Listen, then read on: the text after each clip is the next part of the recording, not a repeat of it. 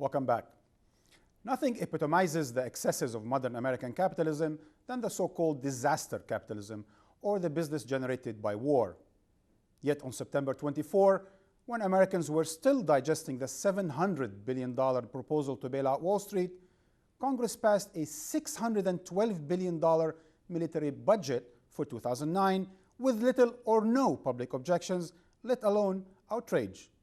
When all is added up, America spends $1 trillion on the military, with damning economic security costs to the United States and catastrophic results for the rest of the world. In the following report, Mark Seddon examines the military-industrial and governmental complex. Whatever happens in the next 4 months, on the 20th of January 2009, President George Bush will leave the White House. His legacy? An economy in tatters, a federal debt of $9.7 trillion, and a disastrous war on terror. Ladies and gentlemen, the President of the United States. Half a century ago, a very different war president, one more famous for ending wars than starting them, used his final speech to offer a stark warning to a very different America. Until the latest of our world conflicts, the United States had no armaments industry. But we can no longer risk emergency improvisation of national defense. We have been compelled to create a permanent armaments industry of vast proportion. As a career soldier, Eisenhower well understood the dangers of allowing the men who controlled the industry to have control of their own purse strings. In the councils of government, we must guard against the acquisition of unwarranted influence, whether sought or unsought, by the military-industrial complex. The potential for the disastrous rise of misplaced power exists and will persist. Despite Eisenhower's warning, within 2 years his successor had committed more than 16,000 troops to South Vietnam, escalating a conflict that was to leave millions dead and cost the US taxpayer $686 billion. The golden era of the American arms industry had begun. The US was to create the most technologically advanced war machine in history, with massive capital investment by the US taxpayer, politically justified by an aggressive foreign policy. The development of the American arms industry reflects two imperatives. One is an imperative internal to the arms industry itself, seeking to expand, become more profitable, therefore lobbying politicians, trying to shape the political process. It's also that the American political elite is agreed that in order for the US to continue to be the dominant economic and political power globally, it needs much the strongest military establishment in the world. Eisenhower's dire prediction has come true. The men and women who control these companies have become powerful figures in successive administrations, never more so than in 2000, when George Bush appointed 32 executives, consultants, and major shareholders of weapons contractors to top policy-making positions.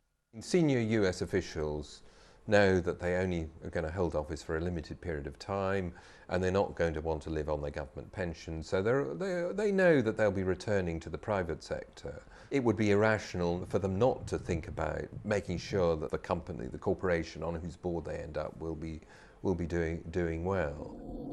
After the attack on the World Trade Center in 2001, these men and women were key in formulating the national response.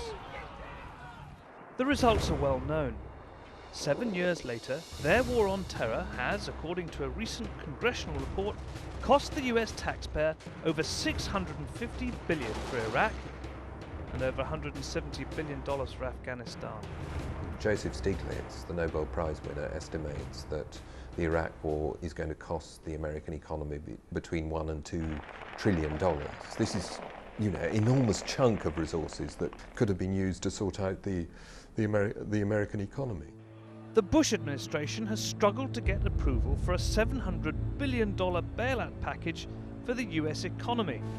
But on September the 17th, the Senate overwhelmingly supported a defense budget for 2009 of $612.5 billion, the highest level of military spending since World War II.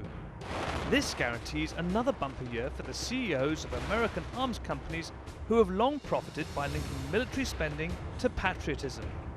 As America toys with national survival, national security, it seems, still has no price. To continue our discussion, I'm joined in California by Professor Richard Falk of Princeton University for some 35 years.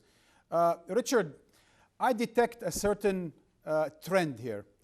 The government freaks out the people, whether domestically or internationally, in order to bail out the corporations.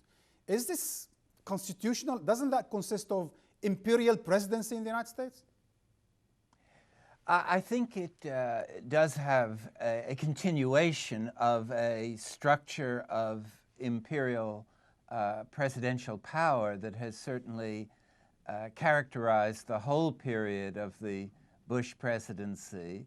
And this is in part an imperial reflex and in part an emergency crisis mentality that had no other viable option that maintained the bias toward helping the rich at the expense of the rest of the society.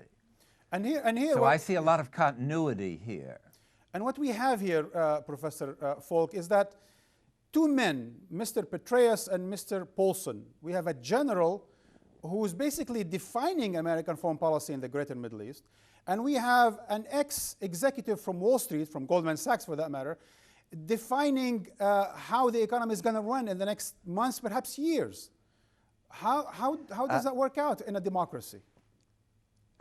Well, I think we have to wonder whether these kinds of policies are consistent with any sort of commitment to real democracy.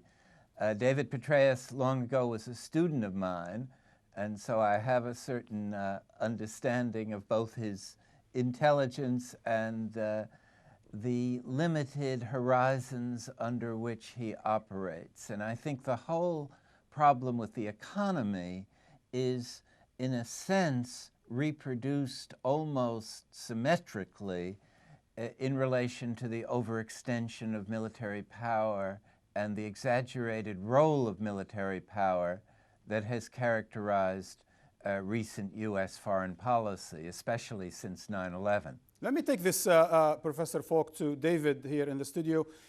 David, $1 trillion is going to be spent on the military over the next year. How does that work out with economic blunder at home? Well, I'd say the $1 trillion we refer to is overall national security spending, not just the military spending within the Department of Defense. It would include, for example, the atomic nuclear weapons activities, Department of Intelligence, and the intelligence community, which has the largest share, which is DOD, military interest on the debt, et cetera. You know, and that's a huge pot of money. There's no way around that. Once, you know, when you look at the federal budget, it is the largest pot of discretionary funding available, you know, exclusive of mandatory entitlement programs. Nevertheless, it's a paradox and highly ironic in my own view that despite all the increasing financial pressure that the ongoing turmoil is undoubtedly going to create, I'm confident that's not going to result in any significant reduction in military spending because politics trumps fiscal realities. The politics of a situation is the same politics that's existed since the attacks of 2001. The administration in America, by and large, has decided that America is at war, albeit an undeclared war, but nevertheless a war. Yes. And they say we don't cut military spending in wartime, period. You know, they then proceed to the next cliche, which is we don't want to undercut the troops, although they manage to do that every day by spending on things that are utterly unneeded. Nevertheless, they will not cut it. Professor Watkins, how do you exactly reconcile that? You're going out there to presumably build states, nation building, let's call it that way, abroad, while the infrastructure in America is in decay, and while blunders at home, the poor, poverty is increased, unemployment is increased. How do you exactly export that model to the rest of the world through force? Well, you really can't after a while. Let's be clear, one of the biggest boosts to an Obama presidency was this financial crisis. When the average American is feeling the heat of this, which they are. I mean, if you really look at the data and talk to regular people, Americans are struggling economically and they are afraid. You know, FDR said we have nothing to fear but fear itself. Well, now we should be afraid because people are fearful. And to that extent, the bailout was necessary to avert some of that fear, because that fear impacts consumer spending, which further erodes the economy. Gentlemen, we're going to have to leave it there, and we'll be right back after the break.